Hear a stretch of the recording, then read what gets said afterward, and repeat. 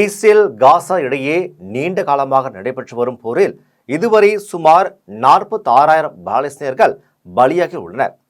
மேலும் வீடுகளை இழந்து லட்சக்கணக்கானோர் பாதுகாப்பு தேடி எல்லை பகுதியில் தஞ்சம் அடைந்துள்ளனர்.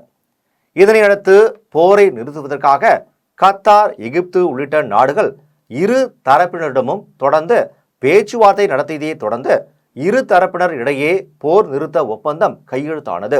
அதன்படி ஹமாஸ் அமைப்பினர் சிறைப்பிடித்து வைத்துள்ள 33 பணைய கைதிகளை விடுவிக்க ஒப்புக்கொண்டனர்.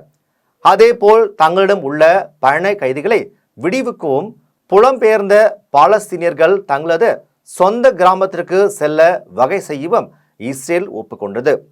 இந்நிலையில் தற்போது போர் நிறுத்த ஒப்பந்தத்திற்கு இஸ்ரேல் பாதுகாப்பு அமைச்சரவை குழு ஒப்புதல் அளித்துள்ளது. இதனால் இஸ்ரேல் ஹமாஸ் இடையே 2023 தொடங்கிய போர் 15 மாதத்திற்கு பின் முடிவுக்கு வந்தது.